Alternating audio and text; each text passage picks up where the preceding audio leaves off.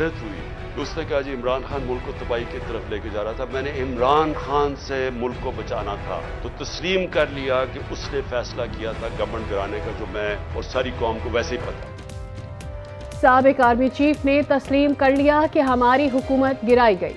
Chairman PTI का बड़ा दावा, कहते हैं तमाम फैसले एक शख्स के हो रहे थे। वो कहते थे कि मुल्क को इमरान खान से बचाना है। शहबाज शरीफ को वजीर आजम बनाने का फैसला बहुत पहले हो चुका था। वीडियो खिताब में कहा, अब मुझे इक़्तिदार में आने से रोकने की साजिश हो रही है। नवाज शरीफ की शर्त है कि इमरान खान को जेल में डाला जाए। किसी एक शख्स को मुल्क के बड़े फैसले करने का इख्तियार नहीं होना चाहिए। इल्जाम लगाया कि इलेक्शन कमीशन नवाज शरीफ से पूछ कर फैसला करता है। कारकुनों को जेल भरो तहरीक में भरपूर हिस्सा लेने की भी हिदायत। कहा, राह फरार हल नहीं, जो नौजवान मुल्क छोड़कर जाना चाहते हैं वो भी तहरीक में शामिल हों।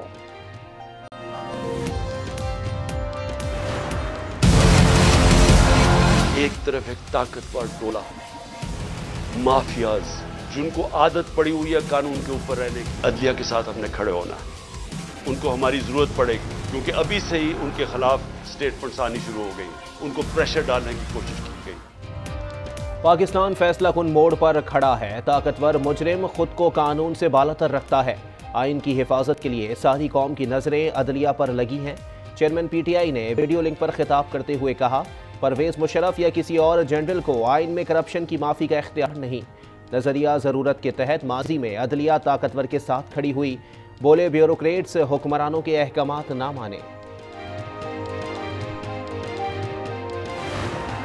शौकत तरीन जैसे बंदे को भी, उनको भी जो है उन्होंने बहकाया और FIA ने उनको अरेस्ट करने की इजाज़त मांगी थी, जो गवर्नमेंट ने दे दी है, और उनको जो है वो इस बात की सज़ा मिलनी चाहिए। वजीर दाखिला राना सनाउल्लाह ने FIA को साबिक वजीर खजाना शौकत तरीन की गिरफ्तारी की इजाज़त दे दी। कहा, शौकत तरीन ने जो किया उन्हें इसकी सज़ा ज़रूर मिलेगी। शौकत तरीन भी इमरान खान की बातों में आ गए। वजीर दाखिला ने इमरान खान को सियासी दहशतगर्द करार दे दिया। बोले, वो अपने दौर में मुल्क दुश्मन पॉलिसी पर काम करते रहे। शेख रशीद को सियासी इंतकाम का निशाना बनाया जाता तो उन पर कोई और मुकदमा बनता। जज के दामाद होने का फायदा उठाया जा रहा है। अदलिया पर अब सवालात उठ रहे हैं। मरियम नवाज के इदारों पर वार। सीनियर सहाफ़ियों से गुफ्तगू में दावा किया, अदलिया आज भी इनको सहूलत फराहम कर रही है। अब मुल्क में मार्शल लॉ लगाना आसान नहीं रहा। एस्टैब्लिशमेंट से बिला वजह लड़ना कहाँ की अक्लमंदी है। उसूलों से पीछे नहीं हटेंगे। मरियम नवाज अदलिया पर दबाव बढ़ाने के लिए तनकीद कर रही हैं। फवाद चौधरी ट्वीट में बोले, इन्हें डर है कि अदालत नैब तरामीम को कलअदम करार देगी तो रजीम चेंज का सारा मकसद ही खत्म हो जाएगा। तमाम मुकदमात बहाल हो जाएंगे। ये अदलिया पर असर अंदाज होने की बेईमाना कोशिश और बराह रास्त हमला है। Never happened now. I mean, as things unfold, it wasn't the US who told the Pakistan. It was unfortunately, from what now evidence has come out, it was General Bajwa who actually somehow managed to tell the Americans that I was anti-American, and so it wasn't imported from there. It was exported from here to there. Chairman PTI ने America को clean chit they the. Voice of America को interview में कहा कि वक्त के साथ ये बात खुली कि ये अमेरिका नहीं था जिसने मेरे खिलाफ साजिश की, बल्कि साबिक आर्मी चीफ ने अमेरिका को बताया कि मैं अमेरिका मुखालिफ हूँ। बाजवा के शहबाज शरीफ से करीबी ताल्लुकात थे, इसीलिए रजीम चेंज ऑपरेशन की राह हमवार हुई। उम्मीद है इदारे सियासत में मदाखलत नहीं करेंगे। बाजवा के नज़दीक करप्शन बड़ा मसला नहीं थी। हमें नया पाकिस्तानी, हमें असल पाकिस्तान चाहिए। जो नया पाकिस्तान अनफॉर्चुनेटली आपको इंट्रोड्यूस करने की कोशिश की गई, वो नया पाकिस्तान नहीं था। चंद बेवकूफ लोगों ने पाकिस्तान का जो चेहरा है उसको ना सिर्फ पाकिस्तान में खराब करने की कोशिश की, पूरी दुनिया में गलत तरीके से पोर्ट्रे करने की कोशिश। हमें नया नहीं असल पाकिस्तान चाहिए। कुछ लोगों ने पाकिस्तान का इमेज खराब करने की कोशिश की। वजीर इत्तलात शर्जील इनाम मेमन का तकरीब से खिताब, कहते हैं कुछ ना समझ लोगों ने बद तहजीबी का कल्चर फरोग दिया। पाकिस्तान का जो चेहरा दुनिया को दिखाया जा रहा है वो हकीकत नहीं। सहाफ़ी अरशद शरीफ के कत्ल पर अस खुद नोटिस केस समाअत के लिए मुकर्रर। चीफ जस्टिस उमर अता बंदेयाल की सरबराही में 5 रुकनी लार्जर बेंच कल समाअत करेगा। अदालत ने फरीकैन को नोटिस जारी कर दिए। अदालत ने स्पेशल JIT से केस से मुतालिक पेशरफ्त रिपोर्ट तलब कर रखी है। स्पेशल JIT बैरून मुल्क दौरों से वतन वापस पहुंच गई।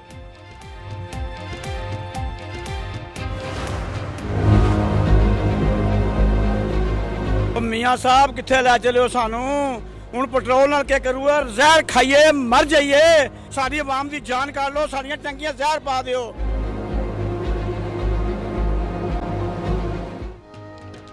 मुल्क भर में महंगाई का जिन बेकाबू। बदीन में मुर्गी का गोश्त 750 रुपए फी किलो में फरोख्त होने लगा। मुख्तलिफ शहरों में आटा, दालें, घी, चावल समेत दीगर अशिया खुरनोश की कीमतों में मजीद इजाफा। प्याज 250 रुपए फी किलो हो गई। इस्लामाबाद में चक्की का आटा आवाम की पहुंच से दूर, कीमत 170 रुपए किलो हो गई। आवाम जाएं तो कहां जाएं? महंगाई इतनी है कि जो चीज़ हम पहले 50 की लेते थे वो 150 की है। कपड़ा लो, वो कपड़े वाले कहते हैं नहीं नहीं ये कपड़ा है ये तो ज़्यादा चल जाएगा। सब्जी वाले कहते हैं खाना तो सबसे ज़्यादा ही महंगा होता है। कोई बचत नहीं हो रही, महंगाई तो वैसी की वैसी ही है, बल्कि ज़्यादा हो गई है, ज़्यादा महंगाई हो रही है। इतवार बाजार में बचत की छुट्टी, महंगाई की एंट्री। कराची के इतवार बाजार शहरियों को रिलीफ देने में नाकाम। बचत बाजार में सब्जियों के दाम आम बाजार के बराबर। कमिश्नर कराची के हुक्म पर दुकानदार अमल नहीं कर रहे। बचत बाजार में प्याज 200 रुपए, आलू और टमाटर 40 रुपए किलो में फरोख्त किए जाने लगे।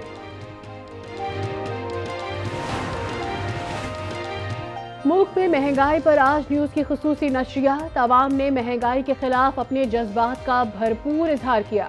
कहते हैं कहां जाएं, किससे शिकायत करें। तमाम पार्टियों ने आपके साथ इंसाफ किया या जुल्म किया की वजह से आप बेरोजगार है। अब एक ही रास्ता है, जद्दोजहद का रास्ता, जिहाद का रास्ता। जमात इस्लामी का महंगाई के खिलाफ लॉन्ग मार्च। लाला मूसा में शुरका से खिताब में अमीर जमात इस्लामी सिराजुल हक ने कहा, हुकूमत ने अवाम को महंगाई की चक्की में डाल दिया। हुकूमत के खिलाफ जिहाद का रास्ता इख्तियार करना होगा। बोले जालिमों के खिलाफ बगावत का रास्ता इख्तियार करने का वक्त आ गया।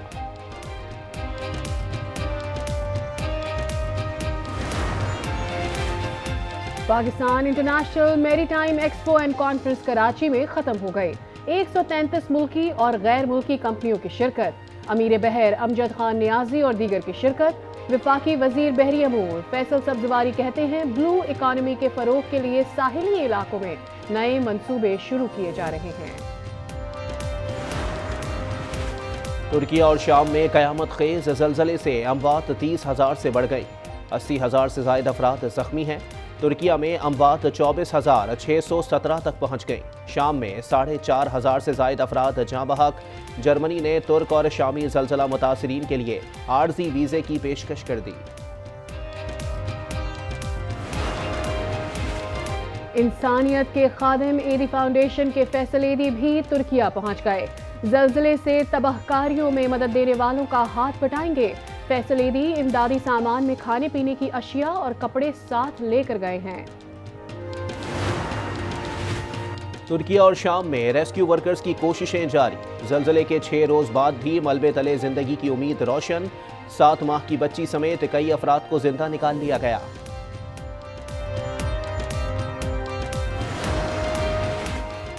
कराची के इलाके पाक कॉलोनी में पुलिस का सर्च ऑपरेशन। 12 मुलजिमान को गिरफ्तार कर लिया गया। मुनशियात भी बरामद। मुनशियात फरोशों के ठिकाने मिस्मार कर दिए गए।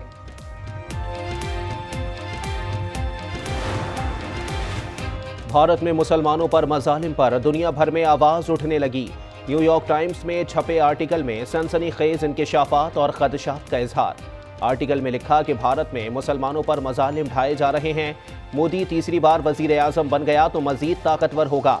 आइन तब्दील करके भारत को हिंदू रियासत बना देगा। मोदी ने मुसलमानों को टारगेट करने के लिए कवानीन बनाए। कश्मीर का स्टेटस तब्दील करना भी इसी साजिश का हिस्सा है। लाहौर के 2 इलाकों में पोलियो वायरस की तस्दीक। हुकूमत का फौरी रद्द अमल। लाहौर समेत मुल्क के 39 अजला में कल से 5 रोज़ा इंसदाद पोलियो मुहिम का आगाज होगा। वजीर सेहत अब्दुल कादिर पटेल के मुताबिक 60 लाख से ज़ायद बच्चों को पोलियो से बचाव के कतरे पिलाए जाएंगे।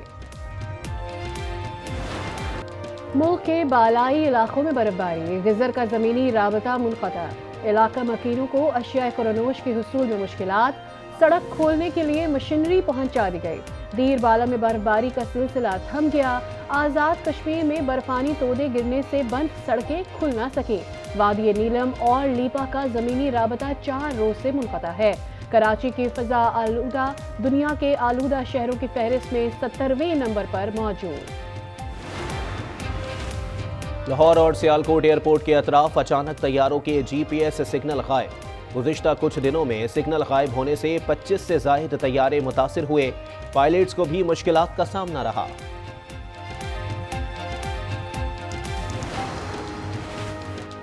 सदारती अवार्ड याफ्ता लोक गुलकार बशीर बलोच इंतकाल कर गए। वो गुर्दों के आर्जे में मुब्तला थे। उन्हें कारकर्दगी के बायस सदारती अवार्ड से भी नवाजा गया था।